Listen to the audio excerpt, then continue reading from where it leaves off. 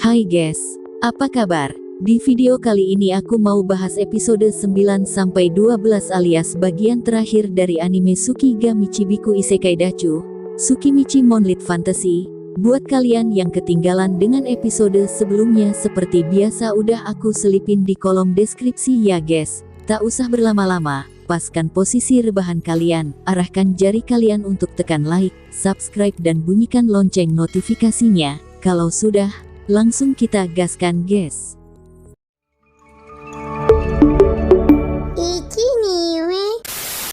Dan mereka bertugas untuk menghentikan para petualang yang akan masuk ke hutan. Di sisi lain, Makoto sedang melakukan pertemuan dengan seluruh penduduk ruang iblis, di mana dia bertugas mendengarkan suara semua penduduk, di antaranya laporan Alke yang bertugas masuk ke hutan Tinarak untuk mencari bunga ambrosia. Dia melapor kalau mereka sudah mengetahui lokasi bunga ambrosia dan ternyata bunga ambrosia dijaga oleh ras yang juga menjaga hutan itu. Saat mengobrol dengan dwarf, Makoto menawarinya untuk membuka usaha Ditsige untuk menjual senjata yang dibuat para dwarf. Tiba-tiba saat Tomoe dan Mio yang tengah berdua dikejutkan dengan hawa keberadaan Makoto yang tiba-tiba menghilang. Tapi setelah beberapa saat, hawa keberadaan Makoto pun kembali. Bergegas, Mio dan Tomoe mencari keberadaannya. Ternyata Makoto sedang berlatih memanah dengan menahan kekuatannya. Melihat Tomoe dan Mio yang khawatir serta panik, Makoto menjelaskan kalau dia hanya sekedar berlatih dan mencoba untuk lebih fokus dengan arah bidikannya. Ternyata hal yang dilakukan Makoto membuat energi sihirnya meningkat pesat. Karena fokus yang dilakukan begitu dalam merupakan fenomena menyerupai reinkarnasi sehingga jumlah energi sihirnya meningkat. Fenomena terlahir kembali dalam beberapa kasus, ada yang energi sihirnya meningkat setelah mengalami keajaiban itu. Karena peningkatan energi sihir itu membuat kekuatan Makoto melebihi Raja Iblis, bahkan sekarang kekuatannya setara dengan Dewi, ditambah lagi seiring energi sihir yang meningkat maka ruang iblis akan semakin meluas, dan kemungkinan ruang iblis adalah hasil dari jalinan kekuatan mereka. Bahkan meluapnya kekuatan Makoto berakibat letak bintang-bintang di langit yang membuat peletakan dan musimnya bercampur aduk juga realistis. Jika Dewi mengetahui kenyataan itu, dipastikan kalau Dewi akan bergerak untuk memusnahkan Makoto. Untuk mengatasinya, mereka perlu mengontrol energi sihir Makoto dengan meminta dwarf segera menyelesaikan perlengkapan penyedot energi sihir. Dan untuk sementara waktu, Makoto akan menggunakan Kai untuk menyembunyikan energi sihirnya dari dunia luar.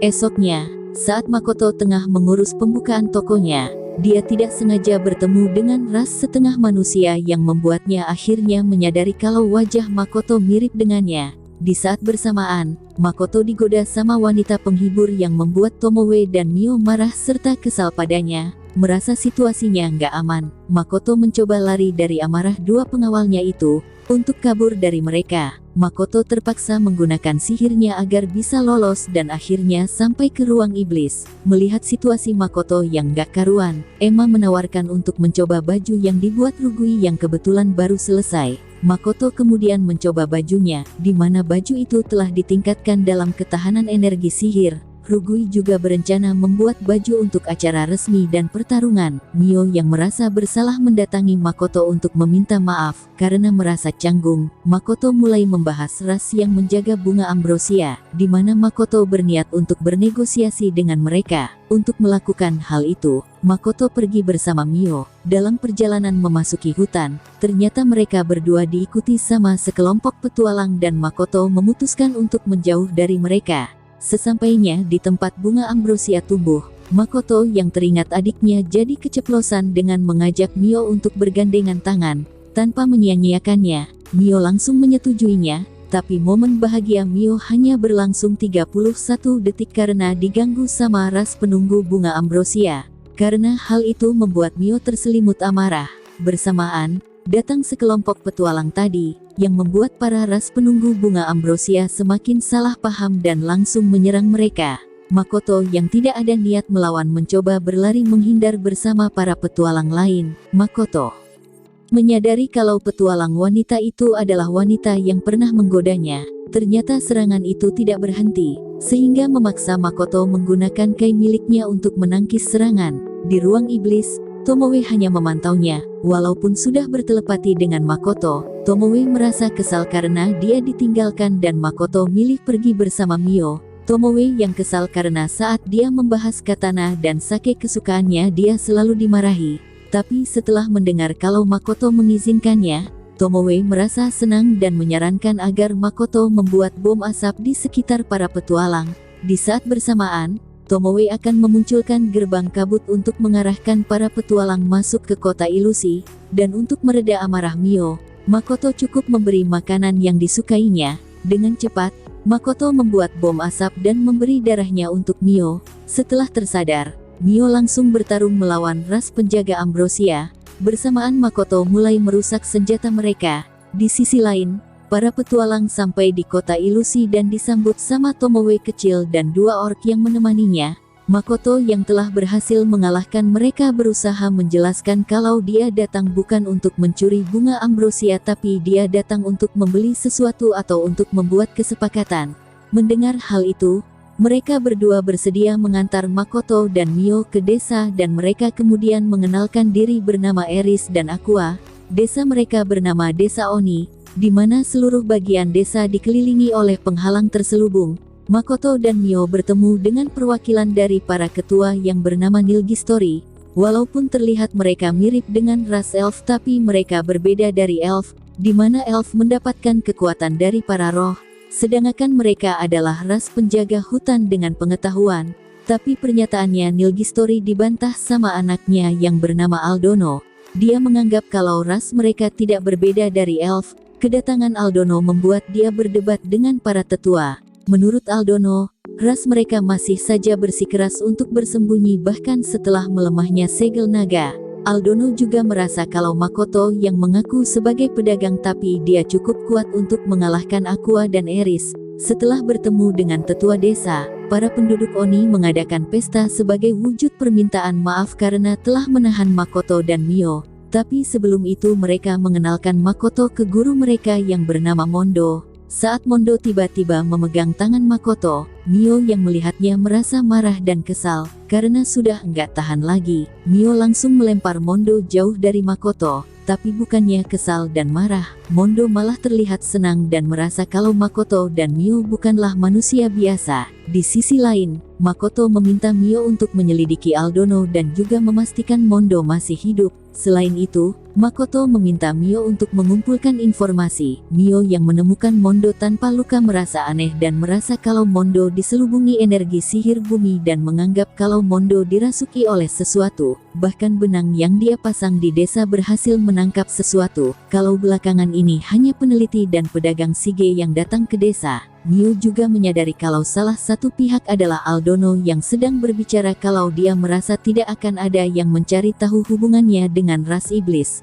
Setelah selesai menyelidiki dan melapor ke Makoto, Makoto kemudian meminta Mio bertukar dengan Tomoe. Saat Makoto disambut dalam pesta, dia melihat Aldona dan Mondo bertemu dan tiba-tiba Mondo menyerang Aldono, dan tiba-tiba, terlihat dalam diri Mondo keluar suatu makhluk, di mana makhluk itu meminta Aldono untuk menjadi tumbal agar dia mendapatkan wujud.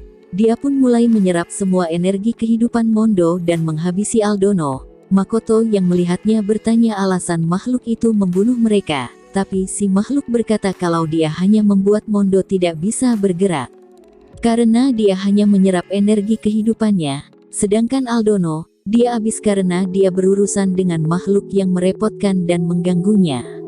Si makhluk bertanya ke Makoto tentang kekuatan yang menyelimutinya dan Makoto berkata kalau obsesi makhluk terhadap pengetahuan membuatnya bisa mendapatkan tubuh yang abadi dan makhluk itu disebut Lik. Lik bertanya kembali kenapa dia bisa bertahan dari racunnya. Lik kemudian menyerang Makoto, bahkan dia yakin kalau Makoto tidak akan menghindar karena bisa membahayakan penduduk desa di belakangnya. Dia menyerang berniat menjadikan Makoto tumbal pengetahuannya. Tapi ternyata, serangan yang dilakukan tidaklah mempan terhadap Makoto. Walaupun Makoto tidak sejago Mio, dia berusaha menelan semua kekuatan milik Lik sampai dia tidak berdaya dan ketakutan. Bersamaan, datang Tomoe yang membuat gerbang kabut untuk mengirim Lik ke ruang iblis. Para tetua desa berterima kasih ke Makoto walaupun awalnya mereka berniat mengeksekusi dirinya. Ternyata Tomoe telah mengenal Nilgistori, di mana Nilgistori lah yang memohon ke Tomoe untuk menciptakan penghalang kabut. Walaupun awalnya Nilgistori tidak mengenali Tomoe yang telah berubah penampilan, tapi akhirnya Nilgistori mengenal Tomoe adalah naga tingkat tinggi Shin yang sudah melindungi desa. Mendengar ucapan Nilgistori, semua penduduk langsung memberi hormat ke Tomoe. Tapi Tomoe langsung memberitahu kalau dia adalah pelayan Makoto dan yang lebih layak dihormati daripada dirinya, yang membuat seluruh penduduk desa langsung pucat pasi karena terkejut. Mereka kemudian memutuskan kembali ke ruang iblis dan mulai menginterogasi Lik.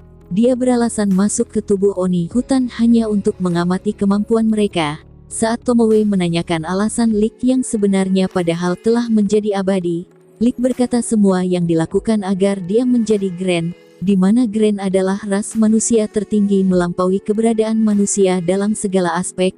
Lik bertanya ke Makoto tentang sihir apa yang dia digunakan untuk mengalahkannya. Dengan polosnya, Makoto berkata, walaupun dia tidak sejago pelayannya tapi dia menggunakan energi hitamnya untuk menelan sihir yang Lik lepaskan. Lik pun terkejut karena hal yang dilakukan Makoto harusnya membutuhkan energi sihir yang sangat besar dan menganggap kalau Makoto adalah perwujudan dari roh agung. Mendengar ucapan Lik, Tomoe dan Mio merasa tidak terima kalau Lik berani berbicara seperti itu pada tuan mereka. Tapi berbeda dengan Makoto, dia malah berniat ingin membeli beberapa buku sihir pada Lik jika dia memilikinya, karena buku sihir milik Makoto hanya memiliki selembar kertas yang ditulis sama Emma. Mendengar ucapan Makoto, Lik langsung lemas seakan-akan perkataan Makoto telah membunuhnya. Tomoe menanyakan kembali alasan Lik menginginkan Grand, karena menurut Tomoe, kalau hal itu berbeda dari sesuatu yang diciptakan Dewi, bahkan Lik bisa tahu tentang keberadaan dunia lain, apalagi setelah Lik mempelajari semua jenis dokumen dan legenda dan tahu soal Grand yang merupakan spesies manusia tertinggi yang bisa melintasi antar dunia. Dengan kata lain, Grand adalah makhluk yang mampu melintasi dunia lain, karena di masa lalu ada beberapa manusia yang menemukan celah di dunia ini lalu masuk ke dalamnya. Tetapi kebanyakan dari mereka tertarik kembali ke dunia ini ketika mereka melihat dunia lain. Dan ada juga beberapa yang tidak kembali ke dunia ini lagi dan terus hidup di dunia baru dengan identitas baru. Dan orang-orang itulah yang disebut sebagai Grand. Dengan kata lain, mereka melintas ke dunia lain bukan karena sudah menjadi Grand tapi mereka berhasil melintas ke dunia lain dan baru disebut sebagai Grand. Walaupun ada cara lain untuk melintasi dunia lain tapi saat mampu melintasi dunia lain dalam keadaan hidup kemungkinannya sangat kecil dan meskipun mendapat persetujuan dari Dewi dunia ini dan membuka pintu dua dunia, tingkat keberhasilannya mungkin kurang dari 10%.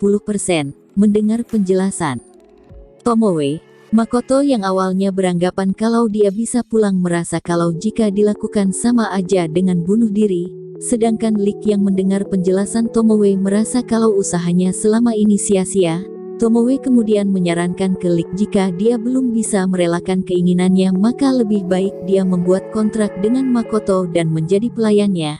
Karena Makoto ingin belajar sihir darinya tidak akan ada kerugian jika Lik di sisi mereka. Di sisi lain, para petualang yang berada di kota ilusi merasa tidak terima kalau mereka hanya mendapatkan sedekah senjata dari para penduduk ruang iblis dan berencana untuk merebutnya. Dan salah satu dari mereka melihat sebuah bangunan mirip dengan rumah harta karun. Bersamaan, Tomoe kecil bersama salah satu alke berniat menyimpan barang-barang di gudang kota ilusi. Kembali ke Makoto, dia mulai membuat kontrak dengan Lik. Dengan melemahkan energi sihir dan memberikan cincinnya akhirnya bisa mendapatkan kontrak pengendalian dengan perbandingan 100:0. Karena kontrak itu, akhirnya Lik berubah menjadi sosok pria, di mana dia akan mulai belajar dari pelayan dan mengikuti beberapa aturan dari Makoto. Dan Makoto harus mengajari beberapa hal pada Lik, dan saat Tomoe ingin membawanya ke ruang ingatan tiba-tiba dia merasa kesakitan bersamaan terdengar suara ledakan dari kota ilusi. Karena ledakan itu, membuat Tomoe terluka dan terjatuh. Melihat Tomoe terluka, Makoto meminta Mio untuk menghentikan darahnya, sedangkan Makoto dan Lik pergi ke lokasi ledakan. Tapi saat menuju lokasi ledakan, Lik yang belum terbiasa dengan tubuhnya mulai terjatuh. Tapi menurut Lik, daripada dia menggunakan energi sihir untuk ke lokasi lebih baik dia menyembuhkan orang terluka dari kejauhan. Saat Lik mulai menggunakan sihirnya, Makoto pun langsung pergi ke lokasi. Sesampainya di sana, dia terkejut karena semua penduduk yang bertugas di kota ilusi terluka, bahkan termasuk anak-anak. Melihat Hakuto, salah satu alke yang bertugas, terluka parah, Makoto merasa putus asa, tapi Lik meyakinkan kalau Hakuto terluka fatal tapi masih bisa ditolong. Dengan memusatkan sihir itu pada Hakuto ditambah sihir penyembuh milik Makoto, akhirnya Hakuto pun tersadar dan sisanya diserahkan ke Lik. Makoto yang mencari korban lain diberitahu kalau salah satu orc yang bertugas bersama Tomoe kecil harus habis karena berusaha menahan manusia di titik ledakan. Saat mendekati titik ledakan, Makoto melihat kalau ada satu petualang di balik gerbang kabut. Makoto memutuskan untuk masuk ke gerbang kabut untuk bertanya padanya dan memanfaatkannya. Tapi saat menyentuh gerbang kabut, tiba-tiba Makoto merasa bisa melihat ingatan si petualang, di mana terlihat detik-detik kejadian sebelum terjadi ledakan yang menewaskan Tomoe kecil dan orc yang bertugas di sana. Saat si petualang yang selamat merasa kebingungan, Makoto datang menghampirinya. Makoto yang merasa sedih dan marah karena ulah para petualang itu. Dia harus kehilangan teman-temannya. Makoto yang diselimuti amarah langsung membuat habis si petualang tanpa ampun. Esoknya di ruang iblis, mereka membuat upacara pelepasan untuk kepergian Tomoe kecil dan orc. Setelah acara, Makoto akhirnya memberi nama Lik dengan nama baru Shiki. Makoto kemudian bertanya ke Tomoe soal insiden ledakan di mana Makoto bisa melihat ingatan seorang petualang yang merupakan kekuatan milik Tomoe. Menurut Tomoe, Makoto yang sudah melenyapkan petualang bodoh itu seorang diri merupakan tekad sebagai tuan di dimensi semu ruang iblis yang membuatnya senang. Tapi karena ucapan Tomoe membuat salah paham, Makoto mengira dia telah bercampur dengan para pelayannya, bahkan akan kehilangan hati nurani yang membuat Tomoe langsung tertawa. Shiki kemudian menjelaskan dalam kontrol kendali bawahan tidak mungkin bisa mempengaruhi tuannya karena jika itu terjadi akan memicu kesetaraan dan Makoto tidak akan berubah.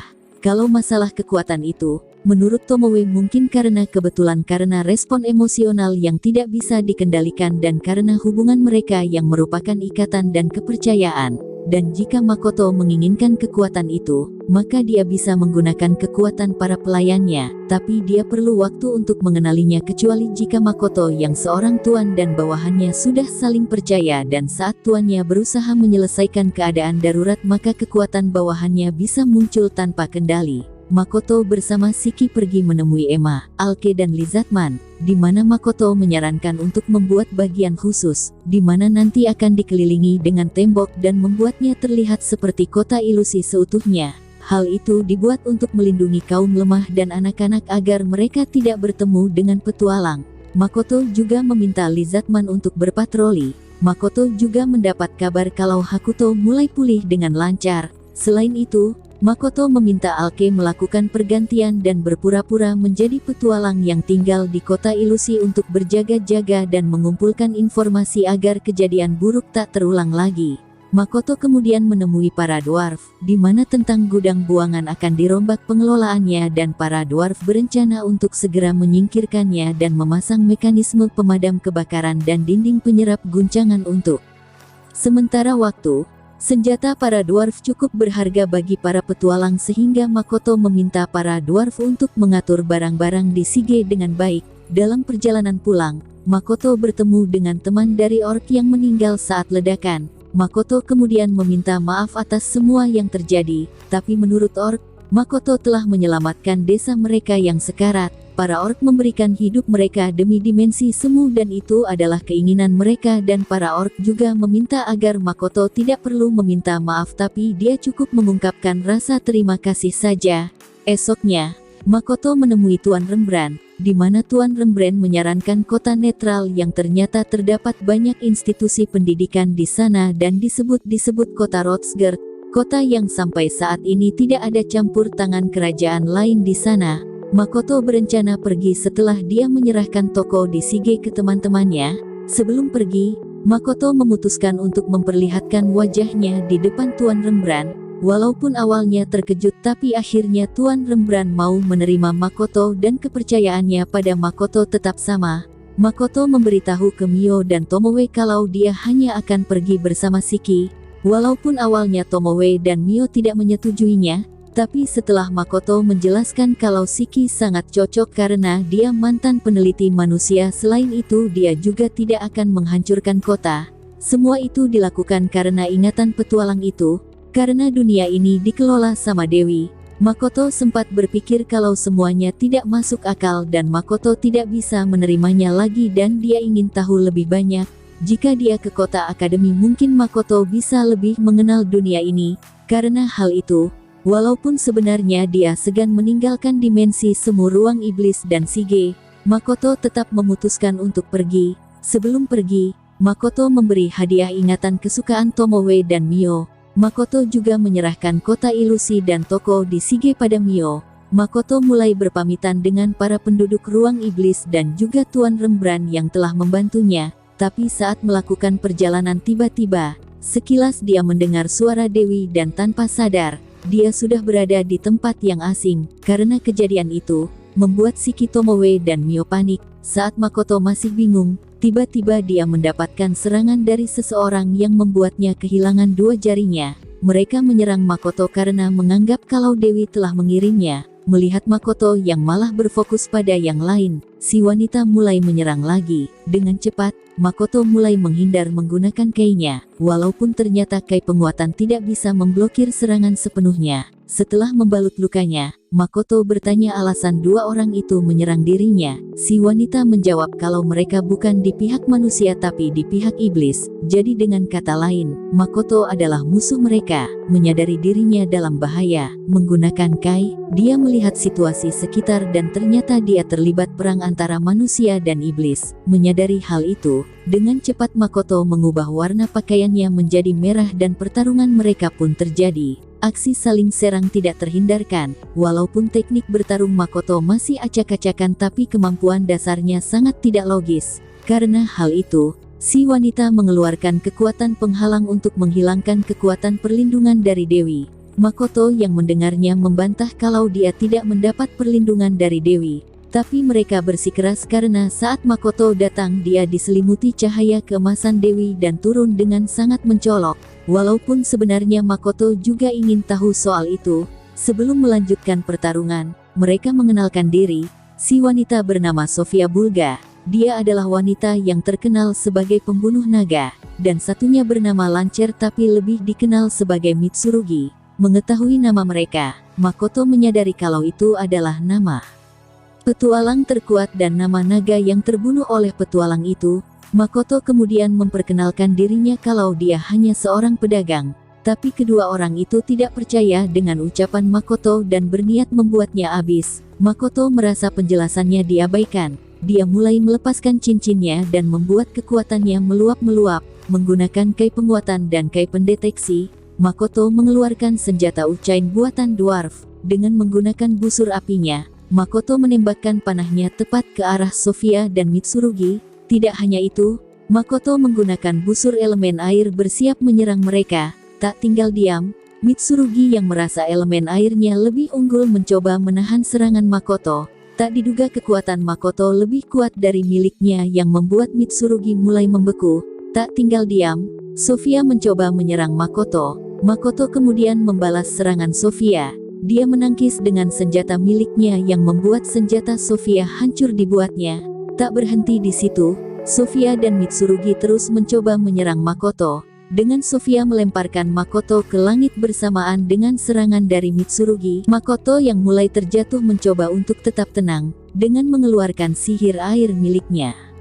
Tidak hanya itu, Makoto mulai melepaskan semua kekuatannya dan menembakkan busurnya ke arah Sofia dan Mitsurugi. Setelah melakukan tembakan, Makoto berhasil memasuki dimensi semu. Sedangkan di medan perang, semua yang ada di sekitar tembakannya harus merasakan efek dari kekuatan Makoto.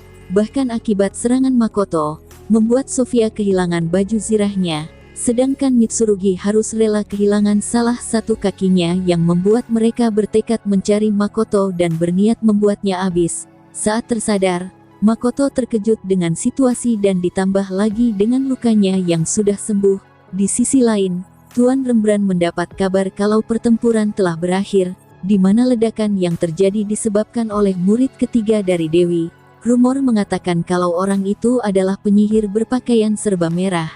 Di sisi lain, Makoto yang telah pulih memberitahu kalau orang yang menyerangnya bernama Mitsurugi si naga dan Sofia si pembunuh naga yang telah mengira kalau Makoto berpihak pada manusia. Menurut Shiki, kalau Dewi memaksa Makoto untuk melawan iblis, karena itu dia menggunakan lingkaran sihir untuk mengirimnya ke medan tempur. Makoto yang merasa lengah dan kurang persiapan merasa penting baginya untuk meningkatkan energi sihir yang bisa dia gunakan sekaligus, dan jika dia mempelajari dasar sihir mungkin akan ada sesuatu yang berubah.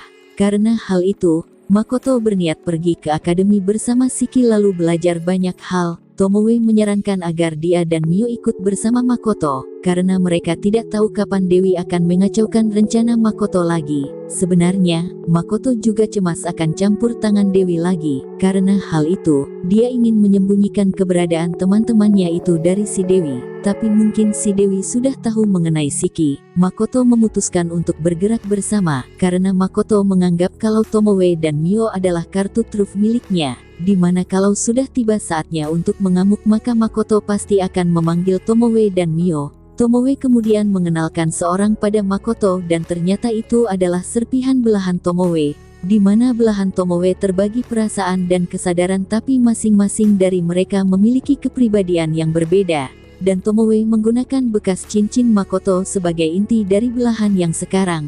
Walaupun berbeda dengan Tomoe kecil sebelumnya, Makoto tetap merasa senang dengan kehadiran Tomoe kecil saat ini. Di sisi lain, Mondo Eris dan Aqua tengah berlatih bersama para penduduk ruang iblis, di mana Mondo merasa kalau mereka bisa bertahan dari latihan maka mereka akan bertambah kuat.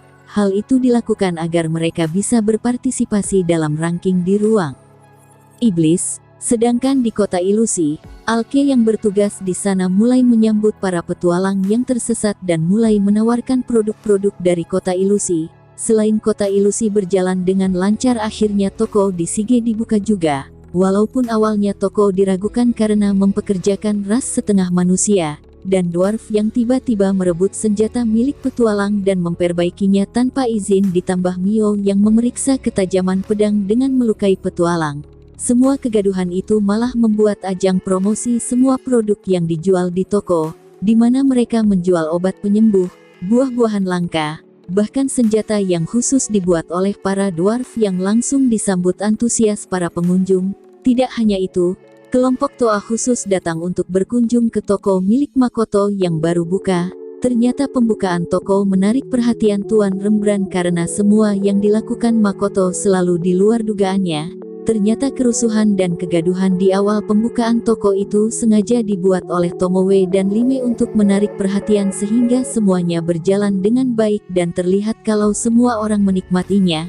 Melihat hal itu, Makoto berpikir saat di medan perang di mana Dewi menurunkannya. Di saat itu dia melepaskan seluruh energi sihirnya pada Sofia dan Mitsurugi untuk membuat mereka jengkel. Tapi kekuatan besar dari energi sihir yang aktif membuat nyawa seseorang dalam bahaya. Di sisi lain, ada keberadaan dua orang lain dari dunianya berasal dikenal sebagai pahlawan dan pertemuan antara mereka belum terjadi.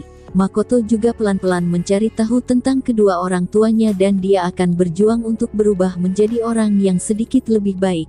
Untuk merayakan pembukaan toko, para penduduk ruang iblis mengadakan pesta, karena sudah banyak yang terjadi sejak saat pertama Makoto datang ke dunia ini, tapi sekarang terlihat lebih baik dari yang dia duga, tapi tidak dengan perseteruan antara Mio dan Tomoe yang tidak pernah selesai dan malah tidak lebih baik. Oke guys, itulah seluruh cerita dari anime Tsukigami Chibiku Isekai Dachu, Tsukimichi Monlit Fantasy. Hal yang bisa diambil dari anime ini, kita tidak boleh menyerah apapun keadaan kita, walaupun merasa kesulitan di awal, tapi selama kita tidak menyerah dan berusaha, menambah wawasan dan ilmu, dalam perjalanan bertemu dengan orang-orang baik, maka kedepannya, semuanya pasti lebih baik. Jadi buat kalian yang suka dengan animenya jangan lupa untuk selalu dukung kami untuk tekan like, subscribe dan bunyikan lonceng notifikasinya. Langsung gaskan guys!